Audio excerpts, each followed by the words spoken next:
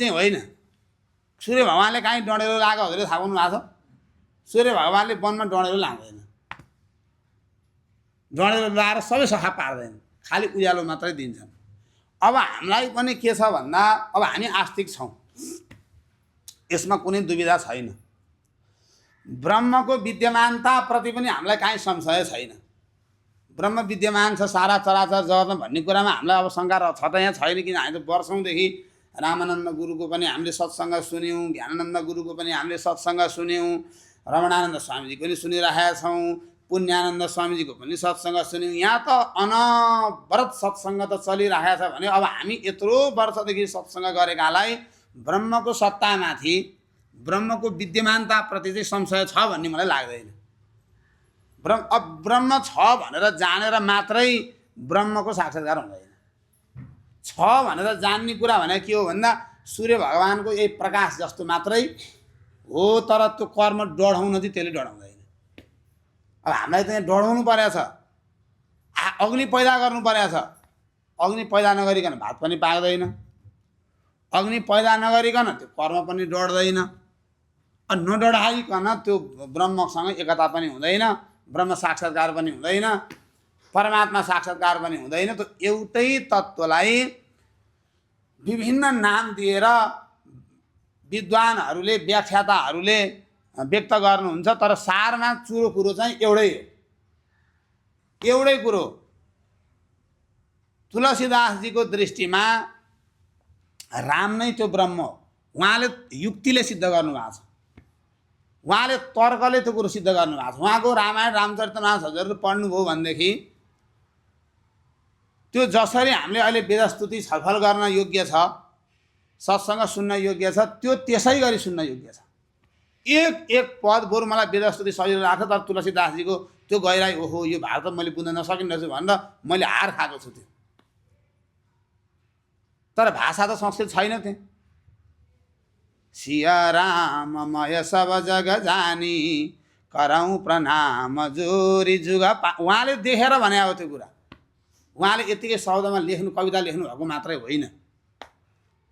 उहाँ त चमत्कारी महापुरुष हो।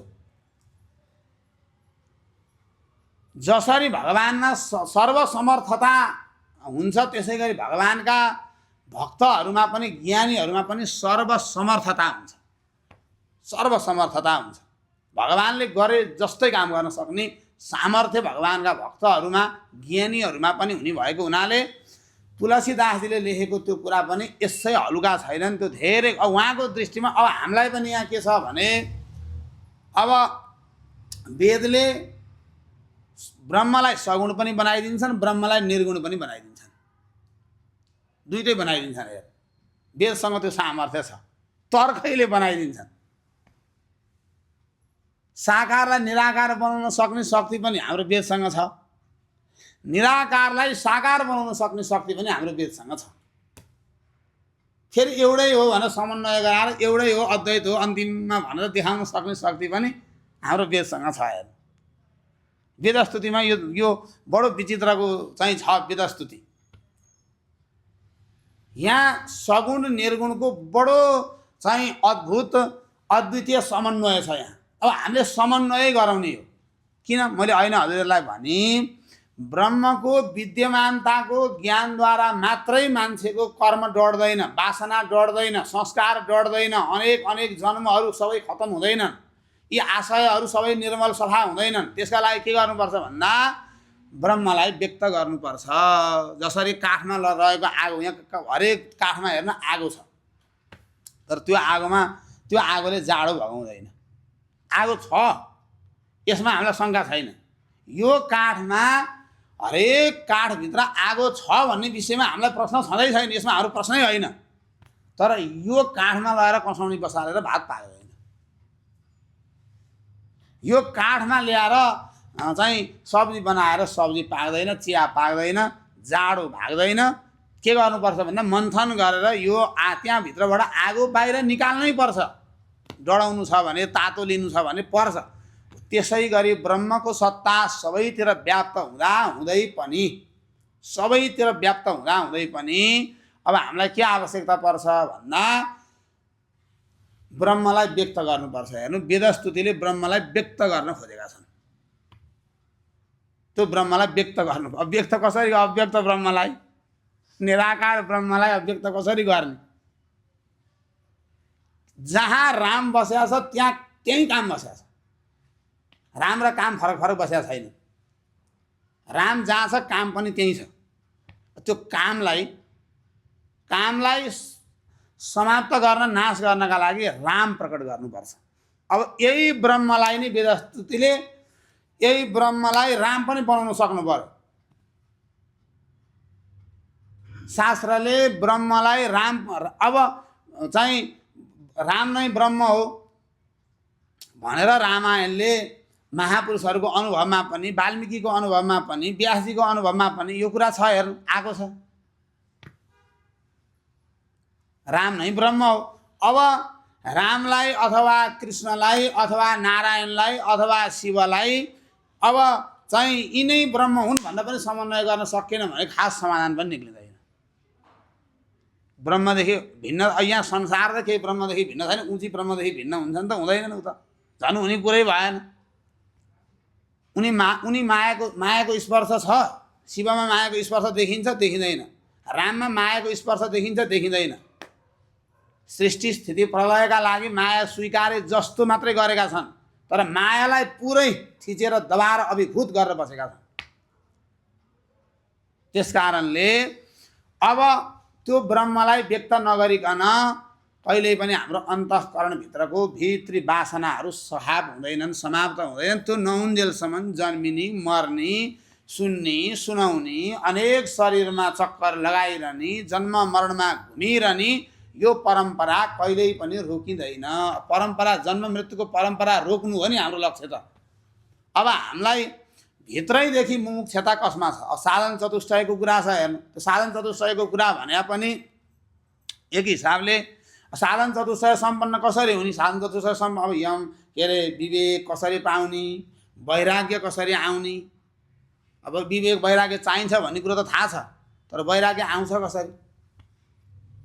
प्रवृत्ति त युधिष्ठिर जस्ताले पनि हात छोड्दे, हे गोविन्द मलाई अधर्म के छ थाहा छ, तर अधर्मबाट हट्न सकिनँ। धर्म के हो थाहा छ, तर त्यहाँ प्रवृत्ति छैन। युधिष्ठिर जस्ताले हात छोड्यो भने अब हजुर हामीले अझै गम्भीर भएर सोच्नुपर्ने कुरो छ कि छैन? अर्जुन जस्ताले हात छोडे, मबाट पार लाग्दैन, चञ्चलम हि मन कृष्ण, मनसँग डरायो अर्जुन, मनसँग डरायो। यहाँ अन्तःकरणको खेल सबै बुझ्ने हो भने कति डर लाग्दछ? त्यो खेल नबुझेर हो। मनसँग अर्जुनले हात छोड्दे, बरु मलाई हावा रोक भनेर काम गराउनु, म वायु रोकेर बटुल्छु, जम्मा गर्छु, घर भर्छु, भकारी भर्छु, बरु मलाई समुद्र चाहिँ सुकाइदिए भन्नु, म त्यो पनि गरिदिन्छु प्रभु, बरु मलाई बाल्दा तेलेर तेल निकाल्ने प्रयास गर भन्नु, बरु म त्यो पनि गर्छु। यो मन जित्ने कुरो मबाट हुँदैन प्रभु भनेर अर्जुनले हात झिक्दै छोड्दै भनेदेखि अब हजुर हाम्रो स्थान स्थिति हामीले कति चाहिँ मजबुत भएर चिन्तन गर्नुपर्छ होला, कति सुदृढ भएर चिन्तन गर्नुपर्छ होला। भागवतमा हजुरको एउटा शब्द आउँछ, त्यो ध्रुवजीको छोरो उत्कलले राज्य शासन गरेनन्। ध्रुवजी आफै त्यति त्यागी, ब्रह्मनिष्ठ, नारायण परायण, त्यस्ता ध्रुव उहाँको छोरो पनि त्योभन्दा धेरै घटी हुने, अझै बढी हुनुभयो छोरो। म यो शासन यो प्रपञ्च मलाई केही चाहिँ मतलब छैन भनेर उहाँ सुरुदेखि नै निष्कामी हुनुभयो। उहाँलाई विषयको भोग गर्ने, संसार शासन गर्ने, राजा हुने इच्छा उहाँको मनमा रहँदै रहेन।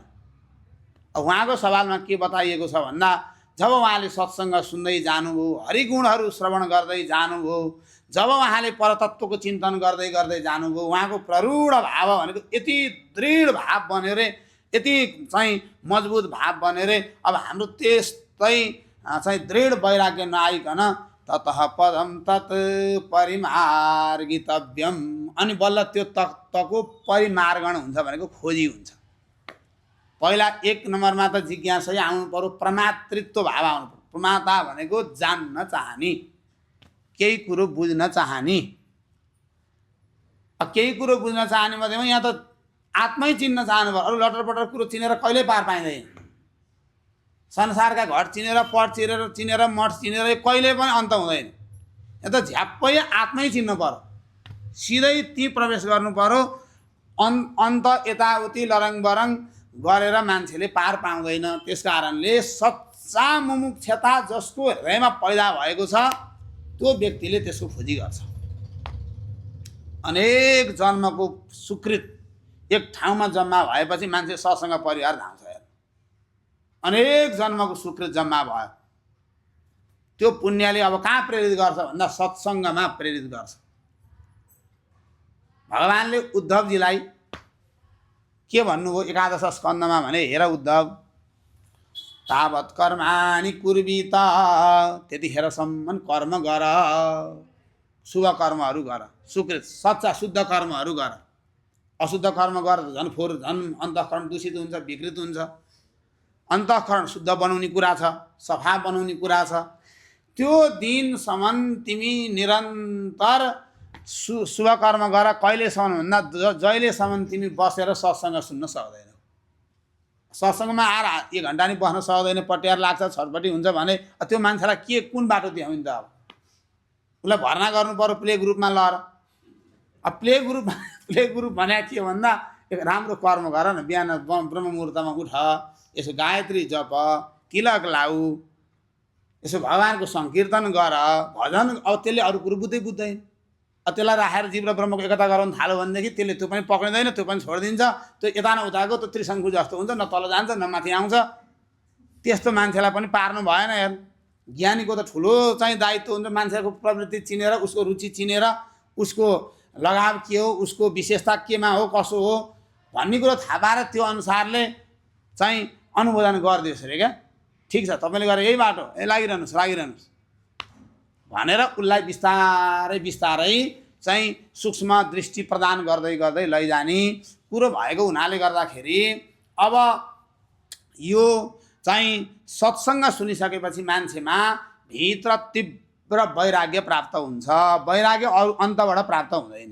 वैराग्य बसेर चाहिँ रामायण पाठ गरेर पनि प्राप्त हुँदैन, भागवत पाठ गरेर पनि प्राप्त हुँदैन। वैराग्य चाहिँ घरको पूजा कोठाभित्र 2 घन्टा बसेर पनि मिल्दैन, बद्रीतिर गएर यसो लिउँ क्यारे अलिकति भन्दा पनि मिल्दैन, वृन्दावनतिर गएर अलिकति लिएर आउँ क्यारे त्यहाँ त पाइन्छ कि क्या हो भन्दा पनि मिल्दैन। यो वैराग्य कहाँबाट चाहिँ प्राप्त हुन्छ भन्दा वैराग्यवान पुरुषको मुखबाट सत्सङ्ग सुनेपछि वैराग्य प्राप्त हुन्छ। ज्ञानवान पुरुषको समीपमा बसेपछि वैराग्य प्राप्त हुन्छ। वैराग्य भनेको यो संसार मेरो लागि हितकर छैन, मेरो लागि हितकर त्यो आत्मा छ, मैले त्यही जान्नुपर्छ भन्ने बुद्धि त हो नि। मेरो लागि हितकर त्यही आत्मा छ, मेरो लागि हितकर त्यही परमात्मा छ, त्यही ब्रह्म छ। त्यस कारणले त्यसको ज्ञान नै मेरो सबभन्दा ठुलो इष्ट हो, मेरो अभिष्ट हो। त्यसैमा मेरो सबै कल्याण लुकेको छ। मैले चाहेँ भने मैले गर्न पनि सक्छु भन्ने यो किसिमको प्रवृत्ति, यो किसिमको भाव उसमा पैदा भयो भनेदेखि त्यो व्यक्तिले यो बाटोमा हिँड्न सक्छ। यो बाटोमा हिँड्नलाई अत्यन्त यो चाहिँ कर्पात्री स्वामीजीले के भन्नुहुन्थ्यो भनेदेखि यो सुरवीरहरूको मार्ग हो रे, यो आत्मचिन्ने मार्ग सुरवीरहरूको। यसो 2-4 दिन सत्सङ्ग सुन्न जाने, चाख्न जाने, कहिले कता जाने, एकत्व नभएको, एकाग्रता नभएको, एउटा लक्ष्य नबनेको, भित्रबाट संसारमा दोष दर्शन नभएको, शरीरमा दोष दर्शन नभएको व्यक्तिले कहिल्यै पनि आत्मा बुझ्न सक्दैन, चिन्न सक्दैन। त्यस कारणले शरीर संसारमा दोष दर्शन हुनु पर्यो। पहिला शरीर संसारमा दोष, यहाँ दोषदेखि बाहेक के छ? शरीरमा दोषको खजाना हो यो। दोषदेखि बाहेक यहाँबाट केही निक्लिँदैन शरीरबाट। यस्तो शरीरमा पनि अहम बुद्धि भएको छ, मम बुद्धि भएको छ। अब यही शरीरलाई लिएर सारा फोहोरको डङ्गुर भारी बोकेर हिँडेको छ, तत र मम गरेको छ, तेरो र मेरो गरेको छ। अनि त्यो यो सबै अज्ञानको, अविद्याको खेल, मायाको खेल। यो मायाको खेलबाट कोही लाखौँमा करोडौँमा कोही निक्लिन्छ भन्नुहुन्छ भगवान शङ्कराचार्य। कोही लाखौँमा, हजारौँमा, मनुष्याणां सहस्रेषु कश्चिद्यतति सिद्धये यततामपि सिद्धानां कश्चिन्मां वित्ति तत्त्वतः। हजार मनुष्यमा एउटा दुईटा मनुष्यको सत्सङ्गमा प्रवृत्ति हुन्छ, रुचि हुन्छ, भजनमा प्रवृत्ति हुन्छ, रुचि हुन्छ, हजारमा भन्ने कुरा छ। त्यस कारणले यो साह्रै ठुलो दुर्लभ कुरा हो। बिना सत्सङ्ग यो संसारमा कसैको पनि कल्याण सम्भव छैन। बडे भाग पाइब सत्सङ्गा बिनु प्रयास होइ भवभङ्गा भनेर तुलसीदासजीले एउटा पद लेख्नु भएको छ। बिनु प्रयास होइ बडे भाग पाइब सत्सङ्गा बिनु प्रयास होइ भवभङ्गा। सत्सङ्ग गर्ने मान्छेले प्रयत्नै गर्नु पर्दैन, खेलमै संसार भङ्ग गरिदिन्छ, भत्काइदिन्छ संसार। यस्तो जकडिएर बसेको भ्रम स्वप्न हो, भ्रम हो। अब भ्रम भए पनि प्रभाव कस्तो छ ल भन्दा एक चिम्टी त्याग गर्न सकिँदैन, एक चिम्टी छोड्न सकिँदैन, एक चिम्टी। यस भ्रम भए पनि अज्ञान भए पनि यसको प्रभाव बडो विचित्रको छ। बडे देवताहरू फसेका छन्, बडे देवताहरू ऋषिहरू पनि फसिरहेका छन्। यो माया यस्तो ठाउँबाट निक्लिनका लागि त्यस्तै कोही न कोही भाग्यवानी मान्छेहरू सत्सङ्ग सुन्न लाग्छन्। सत्सङ्ग सुन्ने मान्छेले ब्रह्म साक्षात्कार गर्छ, ईश्वर साक्षात्कार गर्छ। यसमा कुनै पनि चाहिँ संशय नै छैन। त्यस कारणले अब हामीले चाहिँ यो डढाउनै पर्ने भएको कारणले गर्दाखेरि अन्तःकरणका सारा मल, अब मल दोष छ, विक्षेप दोष छ, चाहिँ हजुरको अब यो अन्तःकरणका जो तीनटा दोष छन्, एउटा मल दोष, अर्को विक्षेप दोष, अनि त्यसपछि अर्को आवरण दोष छ। तीनटा दोष छ। अब यो तीनटा दोषलाई काट्नका लागि वेद पनि तीन भागमा विभक्त भए। शत्रुसँग लड्न नसकेर तैँले त्यो किल्ला सम्हाल्ने, मैले यो किल्ला सम्हाल्ने, अन्तःकरण त्यति शक्तिशाली छन्। वेदमा चाहिँ सबै समग्रमा गरेर यी शतपथ ब्राह्मणहरू सहित उपनिषदहरू सहित सबै गरेर 1 लाख हाराहारीमा मन्त्रहरू छन् भन्ने चर्चा छ। 1 लाख सबै जम्मा गर्दाखेरि, सबैका शाखा प्रशाखा जम्मा गर्दाखेरि समग्र वेदमा टोटल मन्त्र कति छन् भन्दा 1 लाखको मन्त्रको चर्चा छ। 1 लाख। त्यो 1 लाख मन्त्रहरूमा मल दोषलाई हटाउनु भनेर 80,000 मन्त्रहरू खडा भएका छन्। मल दोष हटाउनु, स्थूल दोष। अब मल भने यही शरीरै मल हो, यही शरीरै त हो नि। मल भने अमूर्त केही चिज होइन। त्यही भएर मान्छे मरेपछि आरेघाट जानेलाई मलामी भनिन्छ नि। अमी भनेको संस्कृतमा अमी भनेको यिनीहरू, मल भने यी सबै मल जम्मा भएका भने अब त्यसको अर्थ मल यही शरीर। मल दोषलाई सफा गर्नका लागि 80,000 मन्त्रहरू चाहिँ सैनिक जस्तो गरेर बसेका खडा भएका छन् र पनि सकेका छैन। 80,000 सैनिकहरू। अनि अर्को विक्षेप दोष भनेको अब यो सबै सफा त गरियो। मल दोषलाई सफा गर्यो भने पनि त्यो मनमा एउटा चाञ्चल्य प्रवृत्ति, चाञ्चल्य वृत्ति, चञ्चलता मनको स्वभाव हो। सङ्कल्प विकल्प गर्नु, सङ्कल्प विकल्प गरिरहन्छ मनले। एउटा चिजलाई पुर्याइदियो, फेरि अर्को चिज 10वटा चिज जन्माएर छोडिदिन्छ। त्यो 10वटा चिज पुर्याउनलाई 10 वर्ष लाग्छ। त्यो 10वटा चिज पुर्यायो, 100वटा कुरो चिज जन्माएर छोडिदिन्छ। शरीर बुढो भइसक्यो, आयु सकिसक्यो, कपाल फुलिसक्यो, शरीरले काम नगर्ने हुन लागिसक्यो। इच्छा झनभन्दा झन तृष्णा जाग्दो छ।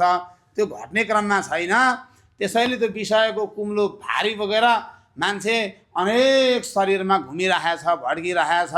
यही विषय भोग गर्नका लागि भन्नु अब यो एउटा मनुष्य शरीर मात्र एउटा मौका हो। हेर्नु, अरू कुनै एउटा मौका यही मात्रै हो। यो मौका गयो भने गयो। अब वेदस्तुति यहाँ राखेर बाँदरलाई बुझाएर बुझ्दैन, गाईलाई राखेर लो गाउँमा त तिमी श्रेष्ठ प्राणी हौ, यो बुझ, हेर बर्बाद छ जिन्दगी, यो बुझौँ भनेर त्यसले बुझ्दैन। 84 लाख जीवन योनिमा कुन जीवन योनिले बुझ्छ वेदस्तुतिलाई भन्नु त? एउटा मान्छेदेखि बाहेक कसैले बुझ्छ? यो मान्छेको विशेषता यही हो। यो बुझेन भनेदेखि मान्छे पनि 4 खुट्टे नभए पनि 4 खुट्टे जत्तिकै मानिन्छ। 4 खुट्टे चाहिँ भनौँ भयो, 2 खुट्टा छ, पुच्छर छुटो, 2टा खुट्टा छुटे, तर स्वभाव र व्यवहार उही हो भनेर सबैले बताएका छन्। आहार निद्रा भय मैथुनानि समानमेतत् पशुभिर्नराणाम् ज्ञानो हि तेषाम् अधिको विशेषो ज्ञाने नहि न पशुभिः समान।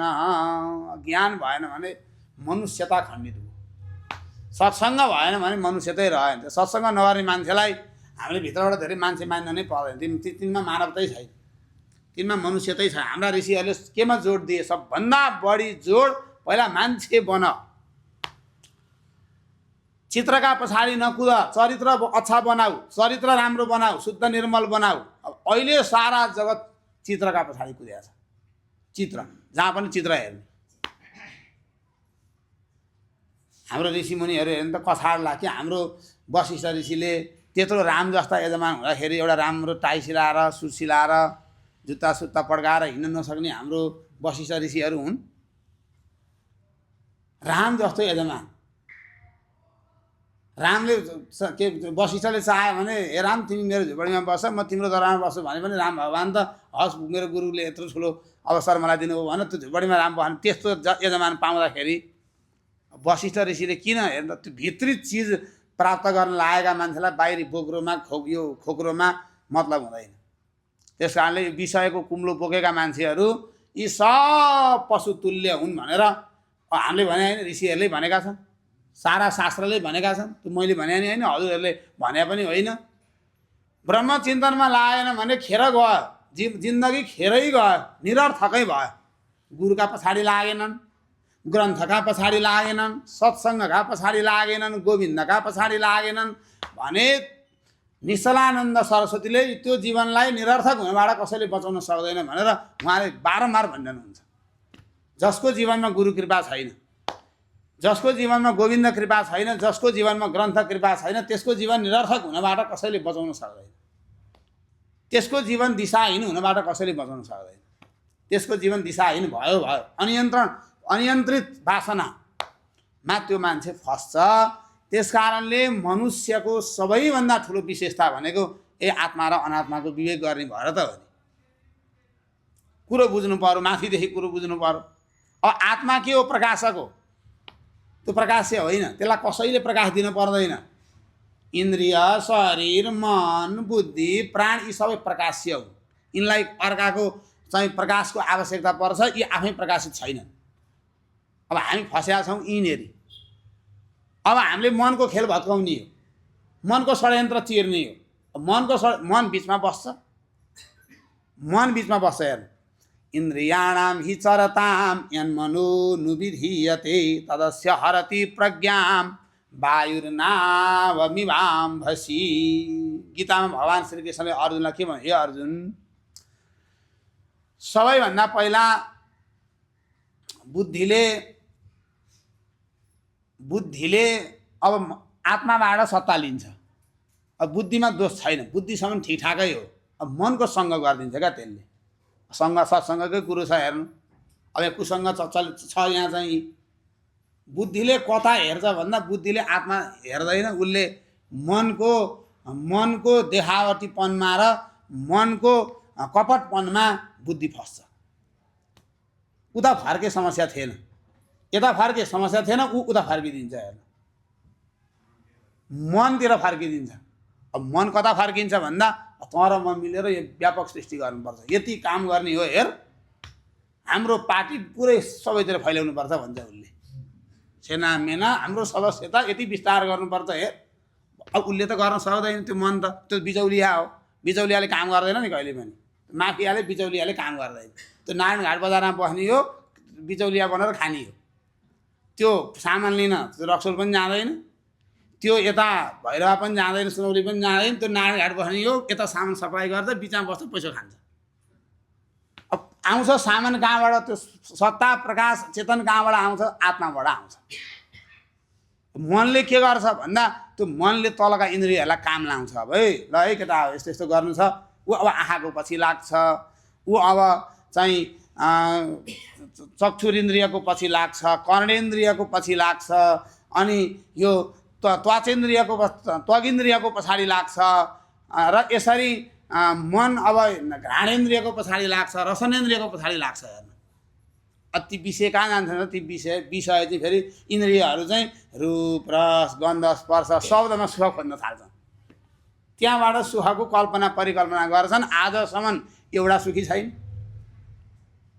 रूप रस गन्ध स्पर्शको पछाडि लाएर सुखी हुने भइदिया भए आज विश्वमा सबभन्दा सुखी को हुन्थ्यो होला? अमेरिकनहरू सबभन्दा सुखी हुन्थ्यो होला। त्यहाँ जस्तिका राम्रा आकर्षक बिल्डिङहरू रूपहरू कहाँ छन्? त्यहाँ जतिको सुन्दर घरहरू मिलाएर कसरी बनाएका छन्, बाटाघाटा सबै हेर्नु, त्यहाँ गगनचुम्बी बिल्डिङ भवनहरू सारा शक्ति राष्ट्र। सबैभन्दा यी विषयको पछाडि लाएर सुखी हुने भइदिया भएदेखि सबैभन्दा एक नम्बर अहिले विश्वमा सुखी नागरिक कहाँ छन् भन्दा अमेरिकाका छन्, चाइनाका छन् भनेर मार्किङ हुन्थ्यो होला। अब अहिले सबभन्दा निराश र सबभन्दा डिप्रेसनका कहाँ छन् भन्दा तिनी देशहरूमा छन्।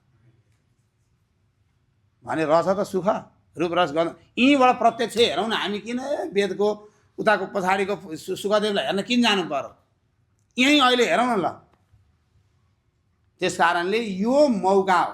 84 लाख जीवन योनिमा एउटै जीवन योनि यही मात्र यो फुत्क्यो भने गयो, खेर गयो। हजुरको यहाँबाट एउटा चिम्टी 1 सुको पैसा, यहाँको 1 चिम्टी जग्गा जमिन जस्ताको तस्तै केही पनि साथमा जानेवाला छैन। पछि आउनु पर्यो भनेदेखि त्यहीँ पनि मान्छे भएर आउनु पाइँदैन। त्यो आसक्ति गरेर मोहग्रस्त भएर ममता अहङ्कारग्रस्त भएर गएको जीव त्यो कि बिरालो भएर आउँछ कि त्यही कुत्ता भएर त्यही घरमा यताउति भागभाग गर्छ। त्यो मान्छे भएर कहाँ आउन पाउँछ त्यसरी? त्यस कारणले आसक्ति गर्ने आवश्यक, तर पनि हामीलाई आसक्ति हुन्छ। आसक्ति नै सबैको दुश्मन हो। आसक्ति नै सबैको दुश्मन हो। आसक्तिलाई काट्नका लागि सत्सङ्ग सुन्ने, मेरो होइन न मम यो मेरो होइन, सब भगवानको हो, सब रामको हो, सब गोविन्दको हो भन्ने बुद्धि गर्ने र अहम बुद्धिलाई काट्ने यो पनि एउटा उपाय हो। अहम नत्र अहम ब्रह्म भन्नु फेरि सबै चिज ब्रह्मलाई चाहिन्छ त। भने जस्तो सम्झी पनि त्यही ब्रह्मलाई चाहिएको छ, भने जस्तो ज्वाइँ पनि त्यही ब्रह्मलाई चाहिएको छ। अब ब्रह्मलाई ज्वाइँ चाहिएला कहिले? सम्झी चाहिन्छ त्यसलाई भने जस्तो छोरो भने जस्तो बुहारी यो मर्दैन। त्यस कारणले अब ब्रह्मलाई के गर्नुपर्छ भन्दा ब्रह्मलाई व्यक्त गर्नुपर्छ। व्यक्त गर्ने यही शरीरमा, यही अन्तःकरणमा, यही जुनीमा अहिले नै गर्नुपर्छ। नत्र अर्को जुनीमा फेरि भगवान् रिसाए, पशुपतिनाथ रिसाए भने यिनीहरूले यहाँ ब्रह्मको राम्रो ध्यान दिएर नि चाइना पठाइदिए हुन्छ यिनीहरूलाई भने चाइनातिर जन्म। यो ठाउँ बाटेर राखेर के यो ब्रह्म जान्ने, यो ब्रह्म चिन्नेहरूको देश हो। यो त यो विषय भोग गर्नेहरूको देशै होइन यो। अहो अमीसाम किमकारी शोभनम प्रसन्न येषां स्विदुता स्वयं हरि ऐर्जन्मलब्धं नृषु भारताजिरे मुकुन्द सेवौ पैकं स्पृहाहीनः। देवताहरूले रिस गर्छन् रे हामीलाई हेरेर, के कर्म गरेर छन् यिनले यस्तो पवित्र देवभूमिमा जन्मिन पाए। ऋषि भूमिमा आएका छन्, एकत्व भएर सत्सङ्ग सुनेका छन्, एकत्व भावले भजन गरेका छन्, एकत्व भावले ब्रह्मचिन्तनमा लागेका छन्। के कर्म गरेर छन् यिनीहरूले? देवताहरूले पनि डाहा गर्छन् रे सत्सङ्ग सुन्न गएका व्यक्तिहरूलाई हेरेर। यो त ब्रह्मचिन्तन गर्नेहरूको योगीहरूको देश हो। यो लटर पटर विषय भोग गर्ने मान्छेहरूको यो ठाउँै होइन। यहाँ आएर त ब्रह्मचिन्तन गर्ने, भगवानको उपासना गर्ने, आराधना गर्ने, कर्मयोग। हाम्रो यहाँ कर्म हुँदैन, कर्म योग हुन्छ। हाम्रो यहाँ ध्यान योग हुन्छ। त्यो आत्मा चिन्नका लागि चाहिँ सृजित भूमि हो यो। यस्तो भूमिमा जन्मेर पनि आत्मा नचिनिकन जाने जतिलाई सबैलाई भगवान्ले यहाँबाट कि इङ्ल्यान्डतिर पठाइदिन्छन् कि त्यो चाइनातिर जन्मिन पुग्छ। अब ती पारतिर अलिकति डाँडो पारि त धेरै टाढा छैन। यो ठुलो सौभाग्यले हामीले जो यो अवसर प्राप्त गरेका छौँ, यही शरीर मात्रै विकल्प हो। अरू कुनै शरीरबाट पनि आत्मा भोग्ने मात्रै हो त्यहाँ त। फेरि अहिले हामीले पाएको जस्तो सुख त्यो सुँगुरको शरीरमा पनि छ। हामीलाई मिठो भोजन गर्दाखेरि जुन मजा आउँछ उसलाई उसको भोजन गर्दा त्यही मजा लिन्छ त्यसले। हामीलाई हाम्रो भोजनमा जति आसक्ति छ हाम्रोभन्दा चर्को आसक्ति त्यसको छ। प्रहलादजी एकचोटि प्रहलादजीले भगवानको खुब नृसिंह भगवानको भक्त प्रहलादजी। अनि प्रहलादजीलाई लिन भनेर भगवान आउनुभयो। प्रहलाद म हजुरलाई लिन आएको, जाउँ मेरो धाममा, जहाँ गएर फर्किनु पर्दैन, हजुरलाई अब म मेरो धाममा लैजान्छु भन्नुभयो भगवान नारायणले नृसिंहले। अनि प्रभु यो संसारका प्राणीहरू देखेर मलाई त असाध्यै पीडा भएको छ, यी सबै प्राणीहरूलाई नै हजुरको धाममा लान मिल्दैन भनेर सोध्नुभयो प्रहलादजीले। किन मिल्दैन? मिल्छ, त्यसो भए सबैलाई लैजाउँ प्रभु, विमान पनि विशाल रहेछ, सबैलाई लैजाउँ। हेर्नु कति दुःखी छन् यी सबै, म त यो दुःख देखेर दुःखी छु। मेरो आफ्नो दुःखले म दुःखी छैन अहिले, प्राणीहरूको दुःख देखेर म दुःखी छु। कसैलाई के को अभाव छ यो संसारमा? एउटा न एउटा चिजको समस्या र एउटा न एउटा चिजको ताप नभएको मान्छे कोही पनि छैन। सर्वत्र तापत्रय दुःखितात्मा, तीन तापले नसताइएको त कोही पनि छैन। कोही आदि दैविक तापबाट पीडित छ, कोही आदि भौतिक तापबाट पीडित छ, कोही आध्यात्मिक तापबाट पीडित छ। तीन तापबाट पीडित नभएको त कोही मान्छे छैन। त्यस कारणले हे प्रभु जान्छन्, यी सबैलाई लैजाउँ हजुरको धाममा, तपस्या नगरे नि लैजाउँ, यिनको बेला नभएको भए नि लैजाउँ भनेर। ल भगवान त परम दयालु परम कृपालु, ल लैजाउँ लैजाउँ भनेर भन्नुभयो। अब प्रहलादजी घर घरमा मान्छे खोज्नु, हजुर वैकुण्ठ जाउँ, भगवान लिन आउनु भएको छ भनेर यहाँ जाउला खेला आउनुभएको छ। पहिला त वैकुण्ठ जाने होइन हजुरहरू, कहाँ वैकुण्ठ जाने, अहिले काम बितिसकेको छ, बेलुका के छ कसो छ भनेर एउटा पनि जान तयार भयो, एउटा पनि झोला बोकेर निक्लेन। अब पशुपतितिर त्यहाँ हुन्छ सत्सङ्गहरू सुनेका मान्छे, त्यहाँ पोबाट पो कोही निक्लिन्छ कि भन्नु, त्यता अन्त त निक्ले लगन खेल गरेर त कामै छैन। जाउला खेलमा ननिक्लेको मान्छे लगन खेलबाट निक्लिने कुरै हुँदैन, साधाबाट त जानै परेन। पशुपतितिर चाहिँ निक्लिन्छन् कि कोही भनेर त्यहाँतिर जानुभयो, त्यहाँबाट नि एउटा पनि मान्छे निक्लिँदैन। सब आसक्तिमा सब फँसेका छन् शरीर संसारमा। अनि त्यसपछि एउटा पनि मान्छे तयार नभएपछि उहाँ त अब फुइय गरेर अब के गर्नु भनेर चाहिँ भन्दाखेरि चाहिँ एउटा त्यो हिलोमा फोहोरमा एउटा सुँगुर यसो फोहोर खाइरहेको थियो। अब यो मान्छे जान मानेनन्, यो त बिचरा के सुख छ र यसलाई, यो जान्छ कि यसलाई एकचोटि प्रयास गर्नु पर्यो भनेर ए दाजु वैकुण्ठ जाने हो हजुर भनेर सोध्नुभयो। वैकुण्ठमा के पाइन्छ र त्यस्तो? हेर त्यहाँ त जन्म पनि छैन रे, मरण पनि छैन। जन्म मरण नभएपछि जन्मेसी भोग्ने कुरो नि त केही पनि भएन, भोग भएन, प्यास भएन, रोदन भएन, वियोग भएन, संयोग भएन, बुढो हुनु परेन, मर्नु परेन, त्यहाँ सबै चिज छ। त्यहाँ के चिज छैन? हेर्नु वैकुण्ठमा जान कत्रा कत्रा सिद्ध योगीहरू त पाएका छैनन्। हजुरलाई म अहिले निःशुल्क भिसामा लाँदैछु भनेर भनेको। ओहो कुरो त गजबको गर्नुभयो तपाईँले, जानुपर्छ क्यारे वैकुण्ठ भन्यो त्यो सुँगुरले। हेर्नु कुरो सुन्दाखेरि हो यस्तो दुःख मार्छन् त्यसरी पछि भनेर उसले अब यसो विचार गर्यो त्यो सुँगुरले। तैपनि यसरी घर सल्लाह चाहिँ गरौँ है हजुर, हजुर नि जाउँ, मेरो श्रीमती कुरो बुझ्ने खालकी नि छन् भन्यो त्यो सुँगुरले। अनि श्रीमती कुरो बुझ्ने छन् भनेर लिएर गयो, घरमा लिएर गएपछि ए श्रीमती कस्तो राम्रो एउटा प्रस्ताव आएको छ, जाने हो गर्ने हो भनेर सोध्यो। के भने वैकुण्ठ जाउँ, त्यहाँ त केही समस्या छैन रे नि त, त्यहाँ उचावत पनि छैन रे, विषमतै छैन रे, त्यहाँ त सब समभाव, सब समदर्शी, सब समदृष्टि, बडो विचित्र पो छ अरे त वैकुण्ठ त। जाउँ, रुनु पर्दैन रे, मर्नु पर्दैन रे, जन्मिनु पर्दैन रे, रोग छैन रे, शोक छैन रे, कुनै प्रकारको ताप त्यहाँ छैन रे। ए हो त्यसो भएर जानुपर्छ कि। अनि भोजन खानपानको व्यवस्था छ त त्यहाँ भनेर श्रीमती चाहिँले सोधी। त्यो चाहिँ बुझ्नुभयो, त्यसको विषयमा बुझ्नुभयो त भन्दा ए हजुर हाम्रो भोजन खानपान व्यवस्था छ त, मिल्छ त्यहाँ भन्। त्यो त मिल्दैन हजुर भनेपछि ए त्यसो भए त्यो के जानु त्यो वैकुण्ठ भन्नु त सुँगुर भन्नु। अब उसको लागि ऊ त्यत्रो कुरा त्यस्तो कुराका लागि त्यागिरहेको छ। कालिदासले एउटा कविता लेख्नु भएको छ रघुवंशमा, अल्पस्य हेतुर बहुहातुमिच्छन् विचार मूढ प्रतिभासी मे त्वम। त्यो दिलीप राजाले गाईका लागि भनेर आफ्नो शरीरै अर्पण गरिदिनु भयो सिंहलाई। ए सिंह मलाई खानुहोस् तर यी गाईलाई छोडिदिनुहोस् भनेर आफ्नो शरीर त्याग गरिदिनु भयो दिलीपले। अनि त्यो सिंहले के भन्छ भने हे राजन तपाईँ कुरा त बडो मिठो गर्नुभयो तर केटाकेटी नि रहेछ तपाईँको बुद्धि चाहिँ। हेर्नु यस्तो उमेर कलकलाउँदो युवा शरीर, सन्तान पनि भएका छैनन्, यस्ती श्रीमती, अप्सरा भन्दा पनि, स्वर्गकी अप्सरा भन्दा पनि सुन्दरी यस्ती श्रीमती, एक छत्र चक्रवर्ती सम्राट पद एउटा जाबो गाईको लागि त्याग्ने, यति सानो कुराका लागि यत्रा धेरै चिज त्याग्ने विचार मूढ।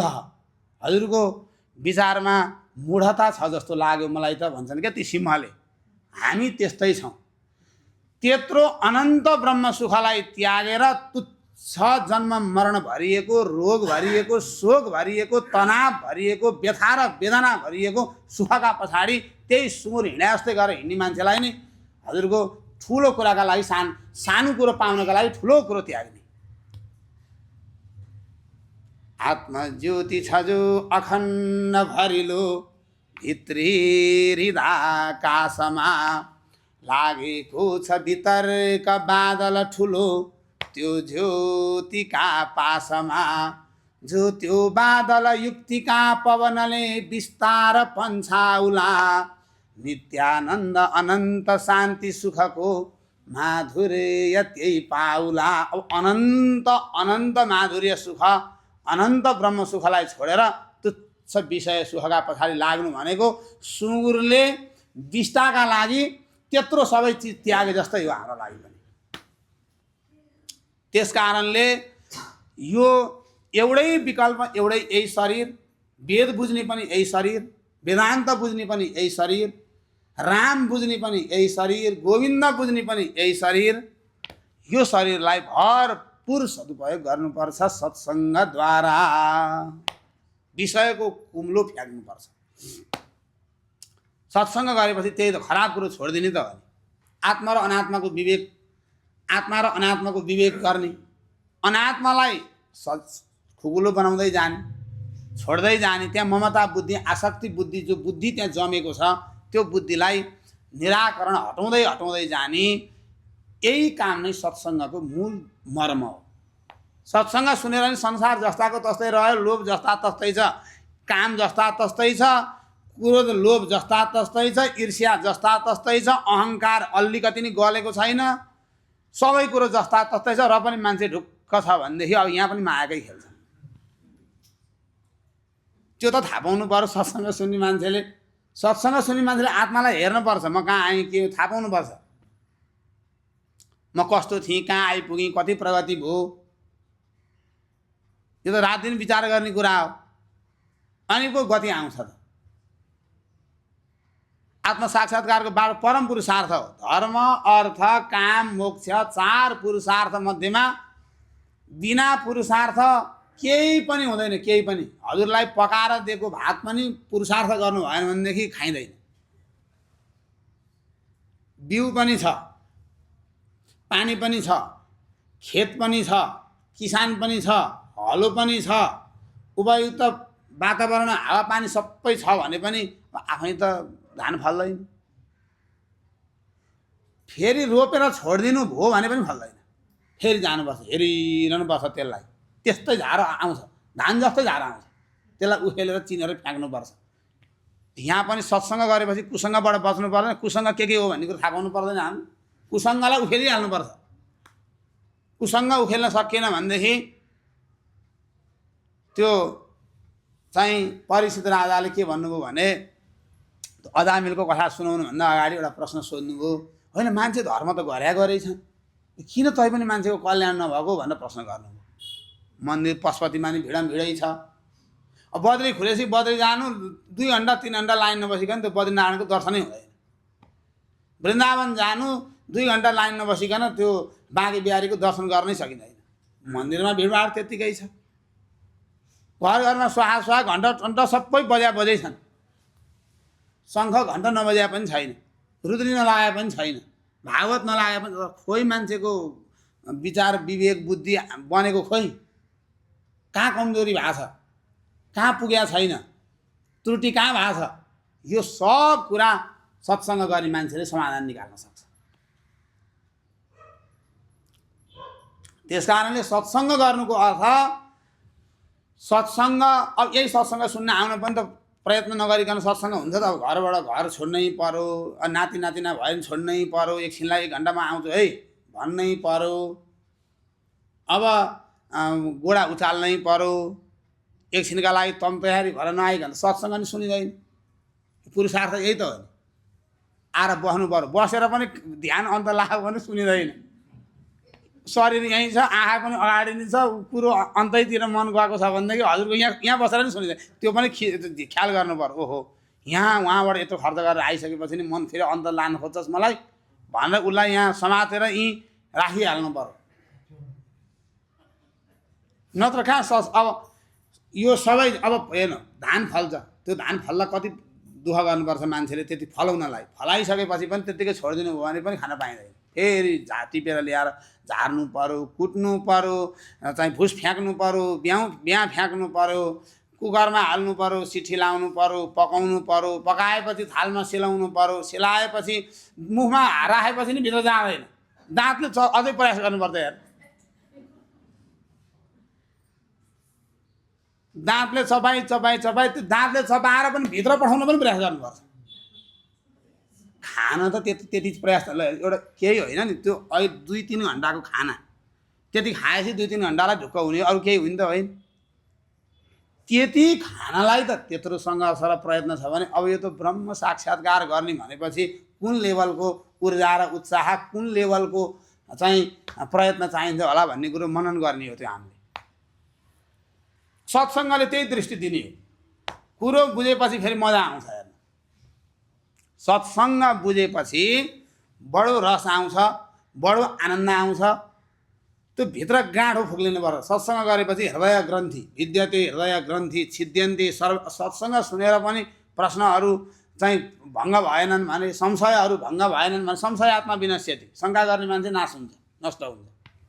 यही हो अब बाटो भनेर निरन्तर प्रयत्नशील रहने मान्छे नै साधक हो। त्यो थाक्दैन कहिले पनि, त्यो थाक्दैन। एउटा देशको सत्ता चलाउँछु भनेर हिँडेको मान्छे त 30औं वर्ष, 40औं वर्ष, 50औं वर्ष थाक्दैन भने अब हामी त स्वराज्य पाउन हिँडेको, आफ्नै राज्य, कहिले छोड्नु नपर्ने राज्य। हेर्नु कस्तो विचित्रको राज्य हो हाम्रो। कसैले खसाल्न नसक्ने, यद्गत्वान निवर्तन्ते त धाममा पर, त्यस्तो स्वराज्य। आत्मामा स्थित हुनु, स्थितप्रज्ञ हुनु भनेको, स्थितप्रज्ञ हुनु भनेको के हो भन्दा आत्मामा प्रतिष्ठित हुनु भनेको त्यो आफ्नो स्वराज्यलाई प्राप्त गर्नु। सबैमा आफूलाई देख्ने, आफूमा सबैलाई देख्ने। को मोह को शोक एकत्वम अनुपश्यत भन्छ ईशोपनिषदले। त्यहाँ कहाँबाट शोक हुन्छ? अब सबैभित्र आफू कसलाई घृणा गर्ने, कसलाई गरिब देख्ने, कसलाई धनी देख्ने, कसलाई पण्डित देख्ने, कसलाई महात्मा देख्ने, कसलाई चाहिँ दुरात्मा देख्ने, त्यो दृष्टि नै खाइदिएर सत्सङ्गले के गर्छ? एकत्व दृष्टि, समता, समदर्शिता, समत्वम योग उच्यते। योगको पराकाष्ठा भनेको समता हो। हेर्नु, समता नभएर दुःख पाओ। समता ल्याउनका लागि सबभन्दा कलिको उत्तम विकल्प बाटो भनेको यसै गरी आत्मचिन्तन गर्ने, मन्थन गर्ने, विचार विमर्श गर्ने, वेद वेदान्त खुब श्रद्धापूर्वक श्रवण गर्ने। श्रद्धा भएन भने कामै हुँदैन। बिना श्रद्धा हृदयमा ज्ञान उम्रिँदैन, वैराग्य उम्रिँदैन, भक्ति उम्रिँदैन। अब यो नउम्रिकन कल्याण हुँदैन। त्यस कारणले वेद 3 खण्डमा विभक्त भए। एउटा ज्ञान काण्ड, एउटा उपासना काण्ड, एउटा कर्म काण्ड। मल दोषलाई हटाउनका लागि कर्म गर्ने, श्राद्ध पनि नछोड्ने, नित्य नैमित्तिक कर्महरू नछोड्ने, त्यसले शुद्धि गराइरहन्छ। आत्मशुद्धि, हृदय अन्तःकरण शुद्धि, अन्तःकरणको शुद्धिका लागि त्यसले ब्रह्म पाउने भन्ने कुरा होइन। तर अब यो शुद्धि जरुरी भएको हुनाले गर्दाखेरि सफा गर्नुपर्ने अन्तःकरणमै ब्रह्मको। अब यो अन्तःकरण भनेको यो चाहिँ आत्माको आच्छादक मात्रै होइन। हेर्नु, यो विमुक्षक पनि हो। आत्मा देखाइदिने नि यसैले हो। संसारतिर फर्किया हुनाले अहिले मन, बुद्धि, इन्द्रिय यी सबै आच्छादक जस्ता भएका हुन्। यी आच्छादक छैनन्। फेरि अब यो कान सत्सङ्गतिर लगाएपछि, मनले परमात्माको चिन्तन सुरु भएपछि फेरि यसैले त हो नि त्यो ब्रह्म चिनाइदिने पनि, देखाइदिने पनि। यो प्रतिबन्धक छैनन् यिनीहरू पनि, यिनीहरू प्रतिबन्धक छैनन्। अब विक्षेप दोषलाई हटाउनका लागि उपासना भनेको भक्ति, उपासना भने भक्ति। श्री राम जय राम गर्ने, श्री कृष्ण गोविन्द गर्ने, नारायण भजनी, ओम नमः शिवाय भजनी, यो नगरिकन एकाग्रता आउँदैन। मनमा एकाग्रता चाहिन्छ। अब हाम्रो के हुन्छ भने हामी जीव हो, एक ठाउँमा फस्दिन्छ, एउटा विचारमा फस्दिन्छ, एउटा गुरुमा फस्दिन्छ, स्वभाव हो उसको, एकाङ्गी बनिदिन्छ क्या। सगुण मानो निर्गुण सिगुण छैन भनिदिन्छ। फेरि निर्गुण मानो सगुण केही नै होइन भन्न थाल्छ।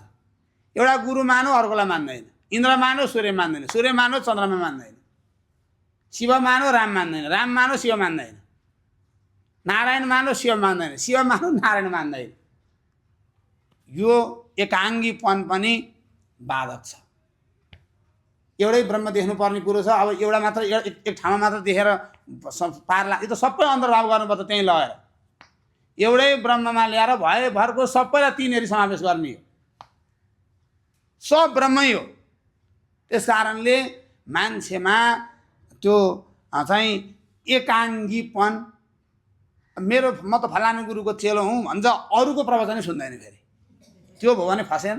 भगवान् श्रीकृष्ण अर्जुनलाई हे अर्जुन, तद्विद्धि प्रणिपातेन परिप्रश्नेन सेवया उपदेक्षन्ति ते ज्ञानम ज्ञानिनस्तत्त्वदर्शिनः। तत्त्वदर्शी महापुरुषहरूको त्यहाँ बहुवचनको प्रयोग गर्नु। एउटाले त के भन्छ अब 10औं जनाको सत्सङ्ग परिवारको मलाई सबैभन्दा राम्रो लाग्ने पक्ष भनेको यहाँ जो धेरैभन्दा धेरै गुरुहरू आइरहनुहुन्छ, यो नै यहाँको सबभन्दा सुन्दर पक्ष हो।